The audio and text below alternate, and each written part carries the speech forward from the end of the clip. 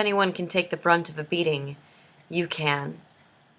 A needle in your eye, a steak in your meatless stomach, tomato juice in your esophagus, and blue wonder on your tongue. Your best friend, only your pillow. For you can scream your pain and it won't interrupt, won't think about what it wants to say while you speak. It will just lie there and listen and be there for you to put your shoulder on. The words of a faraway friend in your head saying, "Your parking lot is full and messy. No one else can clean up a mess like you can. You persevere through the garbage, teaching it how to live again, making it worthy for someone's mantle again."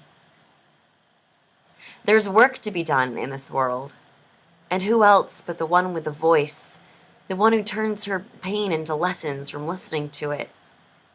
A voice says, yes, feel it, but don't let the feeling get in the way of the doing.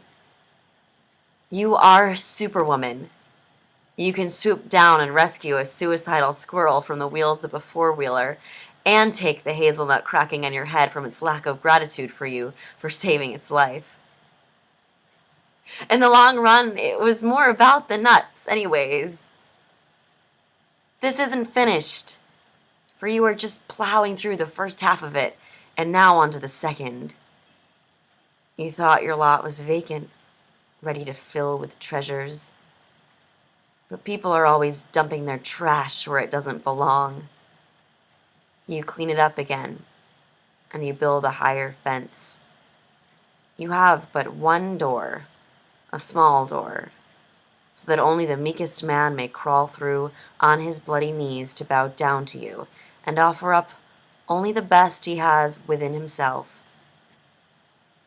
You will create a trapdoor for the sly contortionists, the sneaky ones who dazzled you with their slithering neck in rapture.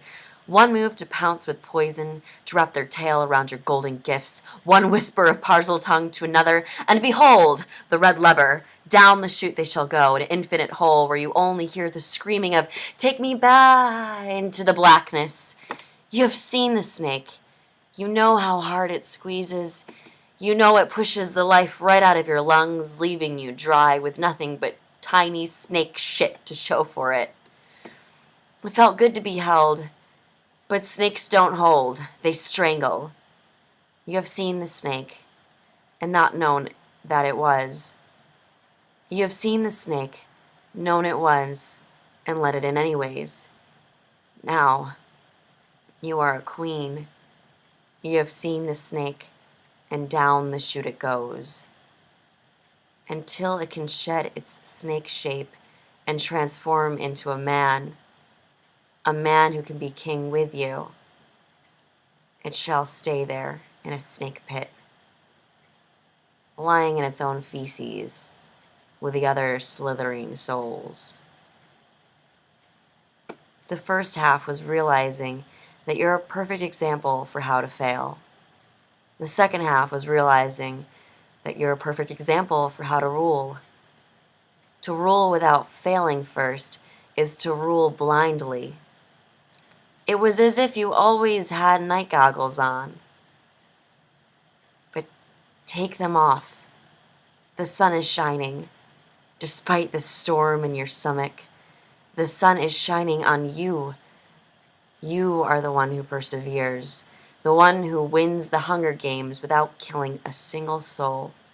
Despite all the sounds of and tongues jutting underneath the fence, trying to smell their way in, despite the long-fingered demons combing their blood through their hair, despite the scoffs and ughs and moans and groans of the bearded and blonde dolls pouting their lips at your tiara to be crowned, despite the apparent tweed rectangular smock over your soft skin that has the hologram of welcome on it, despite the hauntings of the words in a fish tank message board leaked with anonymous landmines, despite the baby cockroach casually walking down your door frame, not intimidated by your large blue eyes, despite the paper that missed the medicine and spat ash all over your breasts, despite the medicine in a vehicle on a street in a neighborhood that houses the snake pit, despite the words, no, never, no, never, no, never, not you, despite the way your body bruises before it gets hit, as if to anticipate yet another beating, despite the catch-up your body has to do with your mind, despite the race that was never won with a tie, only to end in a spin-out and head-on collision into the ass of the vehicle towing a pungent pile of poop, despite the merciless pile-on of weight after weight after weight as you join roll gumdrop up a steep hill to pack on snow the size of a boulder, despite the melody of feelings, nothing more than feelings. That's wishy-washy sing-song crap that diminishes the very thing that makes us human, despite the poursoir and ensoir, despite the birds that know how to aim, despite the compassion flag that never gets waved, despite the measly 24 hours we have to make a change, despite how easily we turn down the wrong road, despite the trouble boiling in our bubbling pot, despite the paint on our faces to suggest imperfections, despite the poem that never ends, despite the spite I feel for how endless this list is, despite the need to end to write something new. Because that's what I do.